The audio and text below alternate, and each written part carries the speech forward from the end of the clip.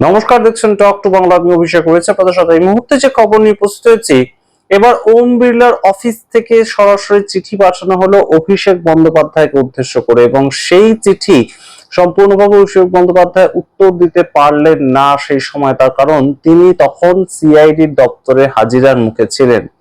অবশ্যই গুরুত্বপূর্ণ প্রেক্ষাপট, কারণ 20 জন সাংসদ এখনো পর্যন্ত যা শোনা যাচ্ছে 20 জন তারা এনডিএ তে সামিল হওয়ার জন্য একটি চিঠি দিয়েছেন ওম বিড়লাকে, কিন্তু সেই চিঠি ওম বিড়লা এখনো পর্যন্ত অ্যাকসেপ্ট করেননি। এবং অ্যাকসেপ্ট করেননি তার কারণ এই মুহূর্তে তো সরাসরি সামনে যে মনসুন সেশন সেটা এই মাসে শুরু হচ্ছে না, সেটা শুরু হচ্ছে জুলাই মাসে। তো সেই ক্ষেত্রে একদম এই মুহূর্তে তৃণমূল কংগ্রেসের নেতা হিসেবে অভিষেক বন্দ্যোপাধ্যায় তিনি রেজিস্টার্ড রয়েছেন, এবং 2024 সালের পরবর্তী সময়ে তৃণমূল কংগ্রেসের দলনেতা সেটা কিন্তু সুদীপ বন্দ্যোপাধ্যায়কে সরিয়ে অভিষেক বন্দ্যোপাধ্যায়কে রাখা হয়েছিল, এবং সেটাই এখনো পর্যন্ত রেজিস্টার্ড রয়েছে। তাই জন্য ওম বিড়লা তার অফিস থেকে একটি চিঠি পাঠান। কি চিঠি?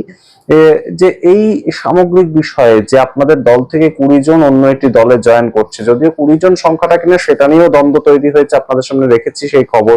এনসিপিআই নিজেই একদম সরাসরি দাবি করছে যে 17 জনের লিস্ট তাদের কাছে এসে পৌঁছেছে, কিন্তু কাকলি ঘোষ থেকে অন্য সবাই যারা চিঠিটা লিখেছেন একদম এনডিএ তে যুক্ত হওয়ার জন্য, তারা দাবি করছেন যে আমরা 20 জন রয়েছি, কিন্তু কারা বাদ বাকি 3 জন, যে 17 জনকে দেখা যাচ্ছে ছবিতে, বাদ বাকি 3 জন কারা সেটা আমরা এখনো পর্যন্ত জানতে পারিনি, এবং এই নিয়ে কোনো ক্লারিফিকেশন উঠে আসেনি। যদিও এই সামগ্রিক বিষয়ের সঙ্গে অভিষেক বন্দ্যোপাধ্যায়কে চিঠি পাঠানো সেটা সম্পর্ক নেই, কিন্তু এই যে যারা ছেড়ে চলে যেতে চাইছেন তারা এই যে ছাড়ছেন দল, সেটা সম্পর্কে তার কি অভিমত? কারণ অভিষেক বন্দ্যোপাধ্যায় দলের তরফ থেকে তো এখনো পর্যন্ত ওম বিড়লাকে জানাননি যে আমরা এদেরকে বহিষ্কার করেছি, এবং বহিষ্কার করাও হয়নি তাদের তরফ থেকে।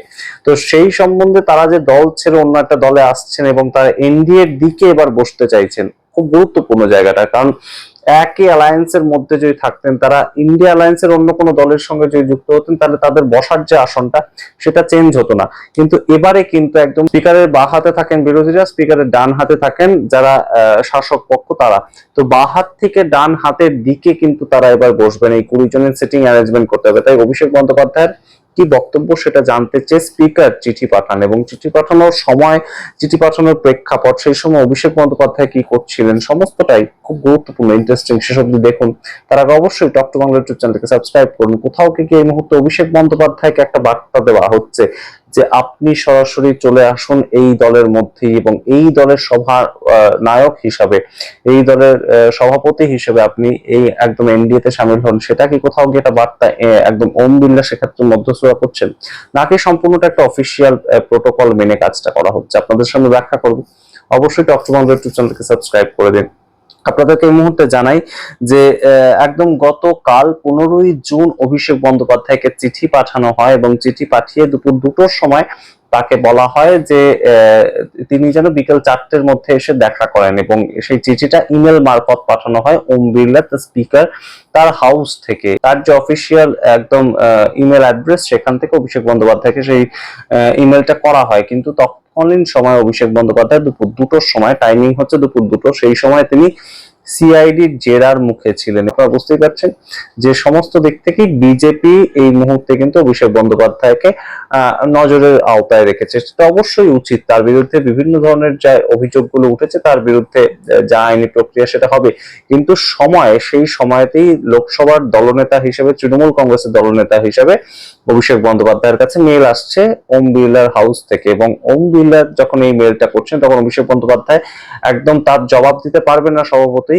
তো সেটা কিন্তু সরাসরি একটা দলিল হয়ে থাকতো যে আমি লিখেছিলাম, কিন্তু তার পক্ষ থেকে কোনো ধরনের কোনো রিপ্লাই আসেনি, তাই জন্য আমি এই যে 20 জন বা 17 জন যারাই এসেছেন তাদেরকে অ্যাপ্রুভাল দিয়ে দিয়েছি। কিন্তু সেই জায়গাটা কোনোভাবেই কিন্তু শেষ পর্যন্ত করতে পারলেন না ওম বিড়লা। তার কারণ তার কাছে মেল ব্যাক গেল, এবং কীর্তি আজাদ যে কাজটা করলেন, কীর্তি আজাদ রিসেন্টলি আমরা দেখতে পাচ্ছি যে যখন থেকে তৃণমূলের ভরাডুবি শুরু হয়েছে, সেই সময় থেকে কীর্তি আজাদ খুব ভোকাল হয়ে গিয়েছেন। ঠিক বাম জমানার শেষে যেমন গৌতম দেব হঠাৎ করে সামনে এসে লড়াইটা করেছিলেন, এবং যেখান থেকে গৌতম দেবের নাম আমরা রীতিমতন ছড়িয়ে আছে রাজ্য রাজনীতিতে, এখনো গৌতম দেব প্রাসঙ্গিক, কারণ সেই সময় তিনি লড়াইটা করেছিলেন অত্যন্ত খুব খারাপ অবস্থায়, বামফ্রন্টের যখন খুব খারাপ অবস্থা, তখন গৌতম দেব চোখে চোখ রেখে লড়াইটা করেছিলেন 2011 সালের 5 মাস, 2010 সালের শেষ কয়েকটা মাস, সেই রকম একদম কীর্তি আজাদ উঠে এসেছেন এবং তিনি সেই সময় একটি ফোন পান, যখন দুপুর 3টে নাগাদ, তখন একটি ফোন পান এই ওম বিড়লার অফিস থেকেই, এবং তিনি সেই ফোনটাতে তাকে বলা হয় যে আপনাদের যে দলনেতা তাকে আমরা মেল করেছি কিন্তু কোনো মেলের এখনো পর্যন্ত রিপ্লাই আসেনি, সময় হয়েছে 4টে পর্যন্ত, এবং 4টের মধ্যে আপনাদের দলনেতা যদি না দেখা করে তাহলে কিন্তু অবশ্যই আমরা ডিসিশন ওম বিড়লা নিয়ে নেবেন যে এই 20 জন কোথায় বসবেন, তাদের কি বক্তব্য, কি শোনা হবে কি হবে না, অ্যাপ্রুভাল দেবেন কি দেবেন না। তো সেই জায়গাটা নিয়ে কিন্তু সঙ্গে সঙ্গে কীর্তি আজাদ ফোনটা রেখেই তিনি আবারও মেল ব্যাক করেন, এবং অল ইন্ডিয়া তৃণমূল কংগ্রেস তাদের তরফ থেকে যা জানা যাচ্ছে একদম চিঠি লেখা হয়, মেলের মাধ্যমে চিঠি লেখা হয় যে অভিষেক বন্দ্যোপাধ্যায় এই মুহূর্তে তদন্তের স্বার্থে তিনি সহযোগিতা করছেন এবং তার মোবাইল ফোন ইউজ করার বা মেল অ্যাক্সেস করার কোনো ধরনের কোনো তার কাছে পারমিশন নেই, তাই জন্য এই মুহূর্তে তিনি রিপ্লাই দিতে পারছেন না। কিন্তু সেইখান থেকে একদম তিনি নিজে রিপ্লাই দিয়ে দেন যে অভিষেক বন্দ্যোপাধ্যায় দলনেতা হিসেবে যতক্ষণ না পর্যন্ত তিনি সম্পূর্ণ সামনাসামনি যাচ্ছেন ততক্ষণ পর্যন্ত যেন তার কোনো ধরনের কোনো সিদ্ধান্ত তিনি গ্রহণ না করেন, এবং কীর্তি আজাদ একদম সংবিধানের ধারা অনুযায়ী উল্লেখ করেও বলে দেন যে সুপ্রিম কোর্ট এর আগে কিন্তু এরকম নিদর্শন দিয়েছে যে সংবিধানের 10 নম্বর ধারা অনুযায়ী এবং তার 4 নম্বর উপধারা অনুযায়ী এই ধরনের সংযুক্তিকরণ হঠাৎ করে হতে পারে না, এবং যদি হয় তাহলে সেক্ষেত্রে তাদের আগের যে দল, অর্থাৎ যে দল তাদেরকে জিতিয়ে পাঠিয়েছিল সেই দল তাদের বিরুদ্ধে ব্যবস্থা নিতে পারেন। এই সম্বন্ধে রাজ্যসভার অত্যন্ত বরিষ্ঠ একজন মেম্বার কপিল সিব্বল, এবং তিনি সুপ্রিম কোর্টের গুরুত্বপূর্ণ একজন আইনজীবী, তার যা বক্তব্য তিনি বলছেন TMC rebels will merge with national citizen party NCP, Indian democracy has become the theatre of the absurd. অর্থাৎ এই ধরনের হঠাৎ করে সিদ্ধান্ত নেওয়া, এইটা নাটক চলছে, এটা যা ইচ্ছা তাই হচ্ছে, ইন্ডিয়ান ডেমোক্রেসি এই মুহূর্তে এমন পর্যায়ে পৌঁছে গিয়েছে কপিল সিব্বলের বক্তব্য, এবং তারপর তিনি যে কথাটা লিখছেন সেটা লজ্জার কথা, তার কারণ তিনি লিখছেন জোক, অর্থাৎ একটা মজা হয়ে গিয়েছে, আর কিচ্ছু না। The rebels of the TMC legislative party cannot merge with a political party. That can happen only if the TMC wished to do so. অর্থাৎ এখনো পর্যন্ত টিএমসির যে সংবিধান তাতে কিন্তু এটা বলা আছে যে টিএমসির যারা একদম পদস্থ জায়গায় রয়েছেন, সাংগঠনিক প্রধান রয়েছেন, 1000-এর বেশি সাংগঠনিক পদ রয়েছে, তারা ঠিক করবে যে টিএমসি পার্টিটা কাদের থাকবে, এবং টিএমসির যে দলের সংবিধান সেই অনুযায়ী তারা কিন্তু মার্জ করতে চায়নি ন্যাশনালিস্ট পার্টির সঙ্গে। তাহলে কিভাবে এই যে জয়ী সাংসদরা সরাসরি ন্যাশনালিস্ট পার্টির সঙ্গে যুক্ত হতে চাইছেন, এবং সেটা ওম বিড়লা কিভাবে মেনে নিচ্ছেন, এবং তারপর তিনি লাস্ট কথাটা বলছেন ডিসকোয়ালিফাই দেম, তাদেরকে একদম আইনানুগভাবে ডিসকোয়ালিফাই করা হোক, তাদের সাংসদ পদ কেটে নেওয়া হোক, গুরুত্বপূর্ণ কথা। এবং এই সামগ্রিক চিঠি কাণ্ড নিয়ে সামগ্রিক প্রেক্ষাপটটা যেভাবে আপনাদের সামনে তুলে ধরলাম সেটা সম্বন্ধে সাগরিকা ঘোষ, তিনি এখনো পর্যন্ত আসল তৃণমূলের একজন সদস্য, আসল তৃণমূল বলতে মমতা বন্দ্যোপাধ্যায়ের তৃণমূলের একজন সদস্য, রাজ্যসভার সাংসদ, তিনি বলছেন যে জাগো বাংলার একটি পেপার কাটিং সেটাকে শেয়ার করেছেন, এবং জাগো বাংলার 15ই জুনের যে এডিশনটা সেখানে একদম সরাসরি খবর বেরিয়েছে নেত্রীর মাস্টার স্ট্রোকে ভেস্তে গেল চক্রান্ত, দলের চিঠি নিয়ে সাগরিকা ও কীর্তি স্পিকারের কাছে, এবং সেই ক্ষেত্রে সাগরিকা ঘোষ লিখছেন আ genuine master stroke from a real leader and astute strategist Mamata official বলে মমতা ব্যানার্জিকে ট্যাগ করেছেন। Letter from AITC official reaches the speaker through Kirti Azad and myself before the so-called rebel bloc has managed to arrive the speaker's home. Abhishek Banerjee's letter spells out that a new group formed inside the house is both illegal and